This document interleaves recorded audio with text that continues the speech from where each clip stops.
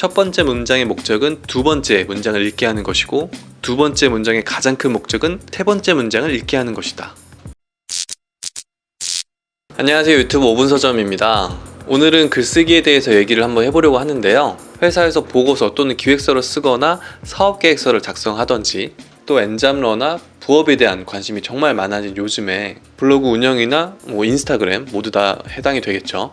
내 의견을 정리하고 요약하는 바로 글쓰기에 대한 능력이 정말 중요한 때인 것 같습니다. 지금 제가 하고 있는 이 유튜브도 빼놓을 수 없겠죠.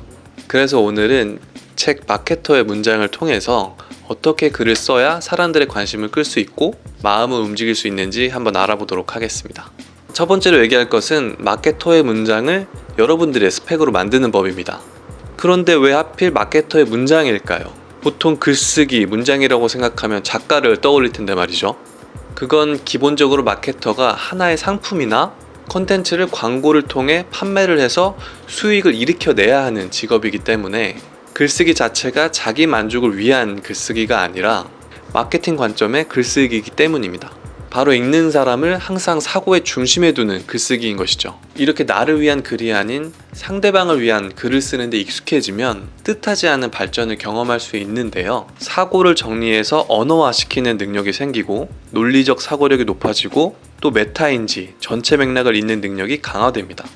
문장 쓰기라는 게 머릿속에 흩어져 있는 정보, 생각, 감각, 아이디어를 정리해서 형태로 만드는 작업이라서 이런 과정을 몇 번 하다 보면 다른 일도 머릿속에서 더 빨리, 더 효율적으로 정리가 되는 경험을 하게 됩니다. 그리고 글쓰기에는 무엇보다 읽는 사람이 어떻게 생각할지 고민하면서 쓰는 것이 정말 중요한데요. 대상에 따라서 어떤 정보가 필요한지를 선별하고 문장으로 정리해야 하는데, 그러기 위해서는 본인과 또 그 주변의 인물이나 사물을 객관적인 시점으로 보는 연습이 필요합니다. 또 문장을 잘 쓰기 위한 팁으로 혹시 내가 쓰는 문장에 쉼표가 너무 많은지 한번 체크해보세요. 예를 들어 나는 오늘 공원에 갔다. 이건 좀 과하게 쓰긴 했지만 이런 식으로 너무 많은 쉼표를 넣으면 흐름도 끊기고 문장의 의미도 잘 이해할 수 없습니다. 이럴 때는 쓴 문장을 한 번씩 소리내어 읽어보는 것이 중요합니다. 그 다음으로는 바로 줄바꿈인데요. 줄바꿈에 대해서 명확한 규칙이 있는 것은 아니지만 분명히 이야기가 달라지는데 줄을 바꾸지 않으면 앞서 얘기했던 쉼표처럼 한 단락이 눈에 들어오지도 않고 그럼 내용이 정리가 되지 않아서 이해하기가 힘듭니다. 그렇기 때문에 내용이 넘어가는 부분에서는 꼭 줄바꿈을 해주는 것이 좋겠죠. 마지막으로는 한 문장이 너무 길지 않은지 살펴봐야 합니다. 이것도 정해져 있는 기준이 있는 건 아니지만 한 문장의 길이가 40자 정도 되는 것이 좋다라는 것도 있더라고요. 그래서 한 문장에 한 메시지를 전달한다고 생각하고 문장을 만드는 연습이 필요하겠습니다. 다음으로 얘기할 것은 가장 좋은 문장은 상대방이 읽고 싶어하는 문장이라는 것입니다. 미국의 저명한 광고 카피라이터인 조셉 슈거맨이 남긴 명언이 있습니다. 첫 번째 문장의 목적은 두 번째 문장을 읽게 하는 것이고, 두 번째 문장의 가장 큰 목적은 세 번째 문장을 읽게 하는 것이다. 그러니까 다 필요 없고 무조건 독자가 읽고 싶어하는 문장을 쓰라는 것이죠. 특히나 정보가 흘러 넘쳐 나오는 이 시대에 사람들의 호기심을 계속 자극해서 계속 읽고 싶은 문장을 써야 한다는 것이죠. 정보를 받는 입장이 되어서 과연 이 문장을 계속 읽고 싶을까? 라고 자문하는 습관을 가져야 합니다. 이번에는 글쓰기의 기본은 한 기사 한 메시지라는 것인데, 사람들이 여러분의 문장을 읽었을 때 기억에 남는 딱 한 가지 메뉴가 되어야 한다는 것입니다.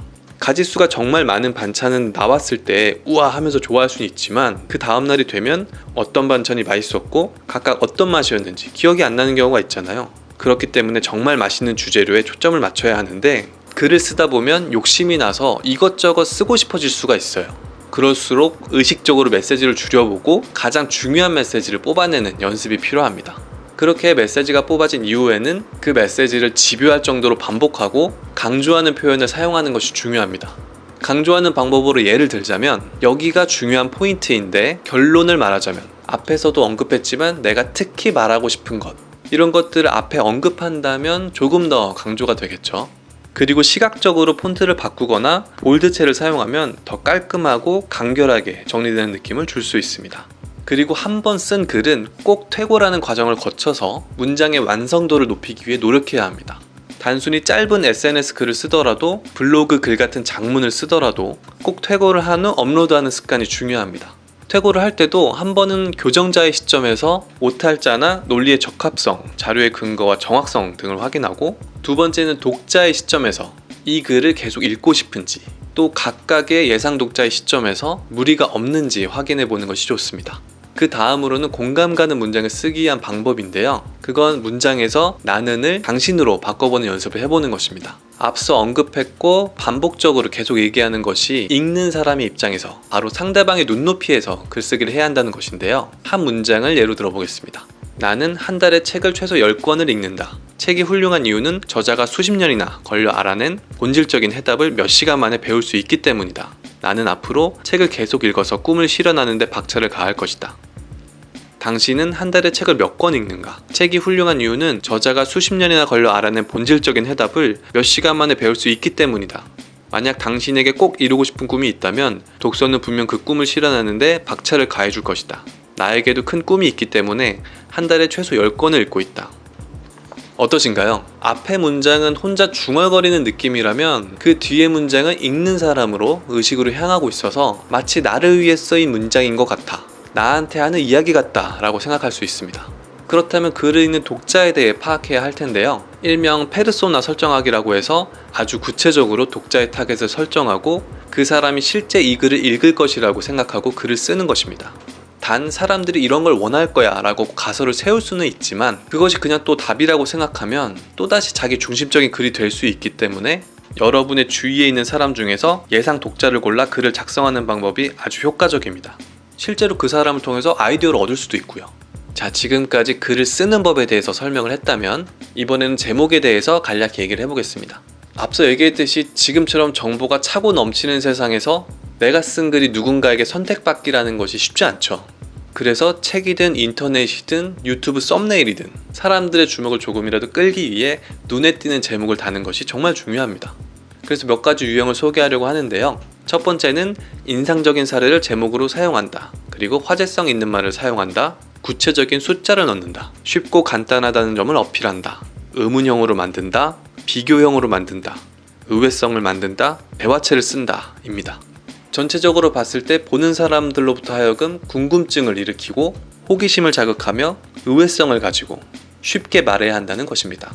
퇴고를 하면서 본문의 내용을 전체적으로 수정하고 그 후에 방금 말씀드린 내용을 체크리스트로 참고해서 제목을 생각한다면 분명히 굉장히 쉽고 빠르게 제목을 정할 수 있을 것 같습니다. 이렇게 오늘은 책 마케터의 문장을 통해서 글쓰기에 대해 마케터의 입장으로서 한번 간단히 리뷰를 해봤고요. 예전에도 글쓰기는 중요했지만 요즘처럼 텍스트에 커뮤니케이션이 집중되어 있는 만큼 어느 분야를 막론하고 여러분 모두에게 글쓰기 스킬을 익히는데 도움이 되는 책이라고 생각합니다. 그래서 한 번씩 읽어보시면 좋을 것 같고요. 그럼 저는 다음 콘텐츠에 다시 찾아뵙겠습니다. 감사합니다. 5분 서점이었습니다.